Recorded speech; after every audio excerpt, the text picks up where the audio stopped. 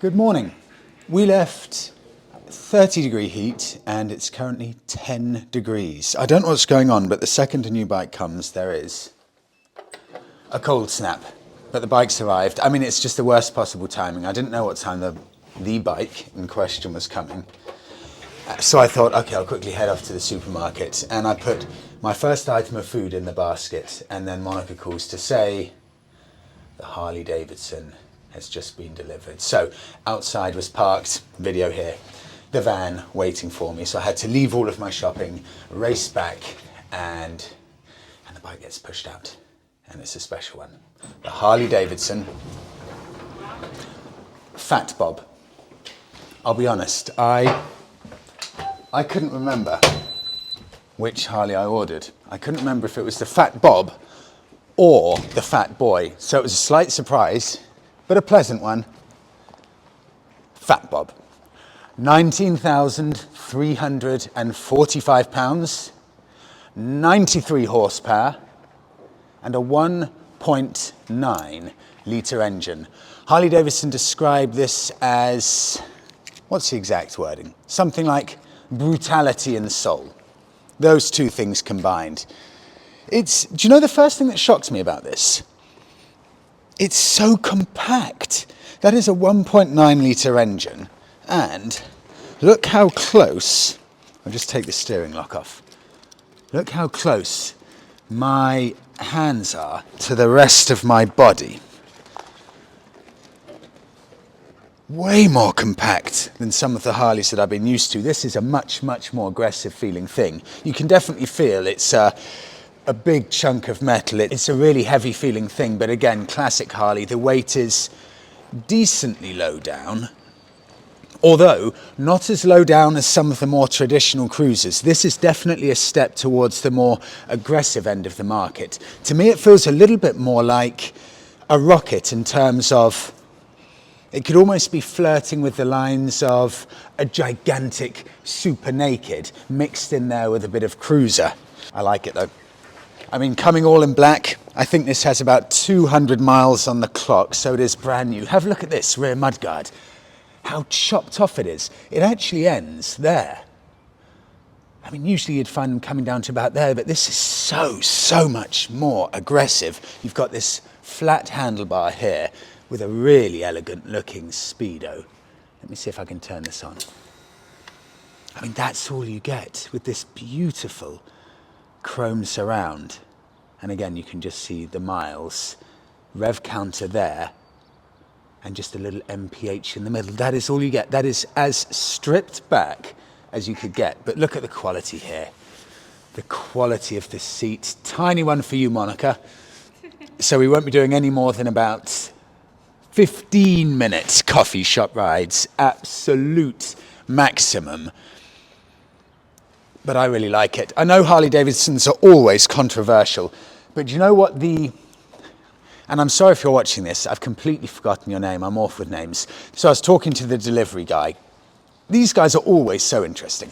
He's got a garage of 9 bikes, really different. He's got the old BMW R1200C, the old James Bond bike. He's got a big Honda, whole different stable of bikes. And he saw the look on my face when this was arriving. He said, you know, the most important thing when you decide to buy a bike or when you collect a bike is keep it simple. Does it put a smile on your face? When you open up your garage doors, does it make you smile? And he said, I can tell by the look on your face.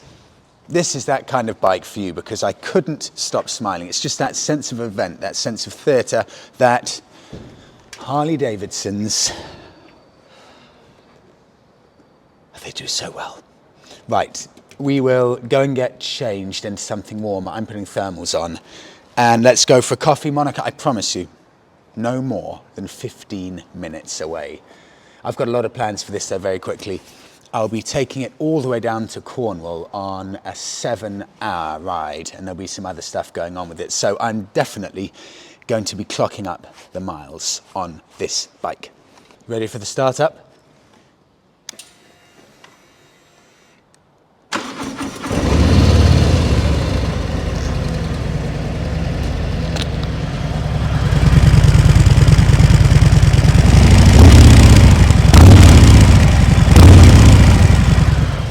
it's very, very nice.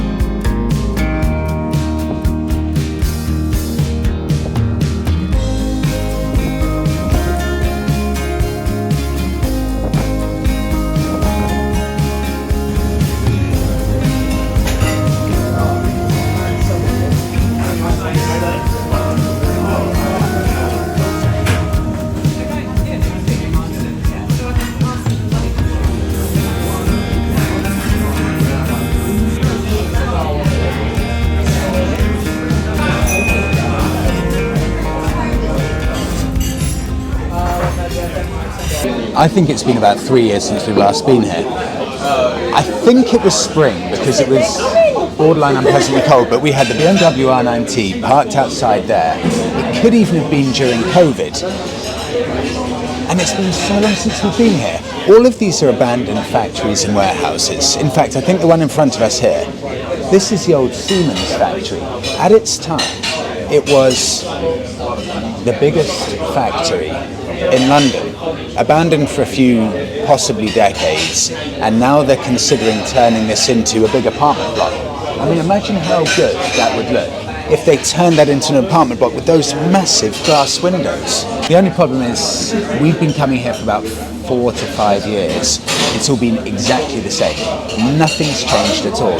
But in the heart of these abandoned factories and little businesses popping up, there's this. I think it's called the Chef's House Cafe. I mean, who would guess that you'd have a cafe this nice right in the heart of a semi-abandoned industrial area? This is shocking. I've just been doing a bit of reading up on the Harley Davidson Fat Bob. Came out originally in 2008. But in the US, news everywhere, Harley Davidson Fat Bob 114 has been discontinued for 2024. That's it, it's confirmed. Production has stopped. They won't be selling this bike anymore. So if that's happening in the US, well, surely it can't be more than a year before that's the end of the Harley Davidson Fat Bob. I mean, that's a big deal. It came out, what, 16 years ago?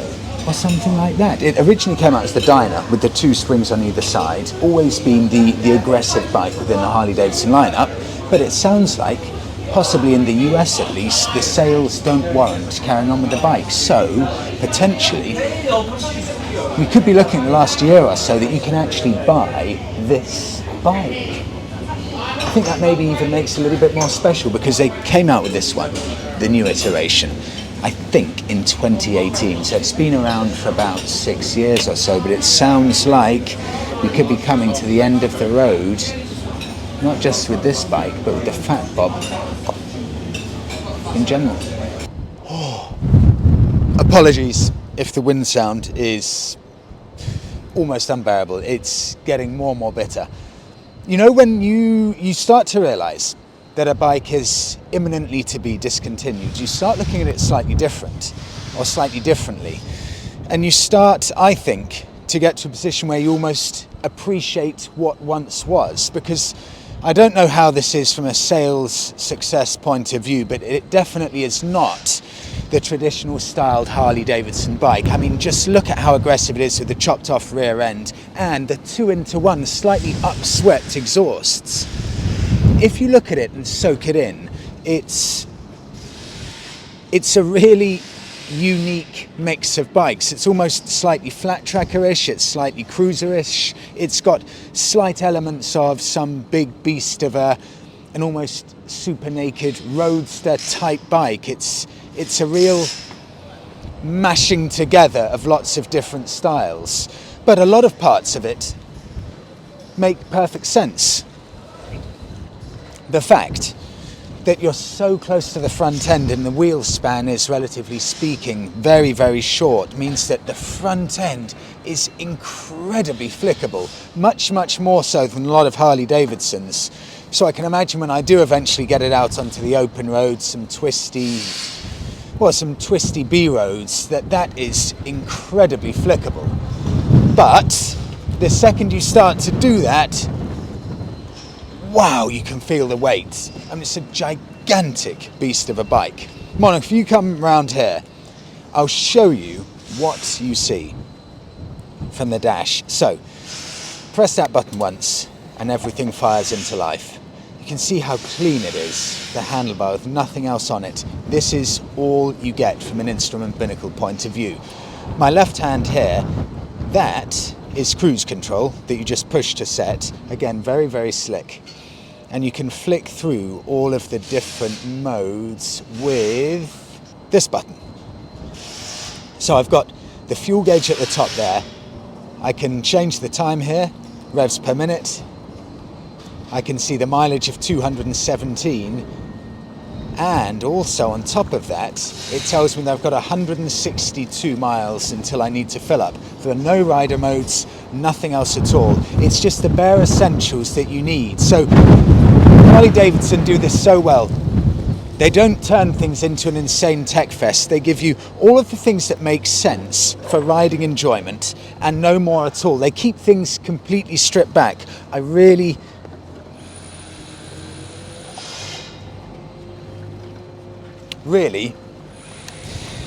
like that about Harleys. It's very comfortable, the engine's beautiful. It's a very nice bike. I can't wait to take it on longer rides. It's definitely the most aggressive end of the Harley spectrum, but yeah, I like it. Well, that's first impressions. In short, feels like a steroid-filled bodybuilder with an insane amount of attitude. I'm looking forward to this next 2 weeks. I'm about to freeze. So we'll wrap it up there. I will see you all in the next one. I'm trying to figure out what that will be. I think it will be a road trip over to Cornwall. So it's going to be 6 hours and about 350 miles or so. So you know what, I'm really excited about that. It's about 4 days away. Cannot wait. Thank you so much, everyone, for watching. Have a brilliant week all. And I'll see you all in the next one.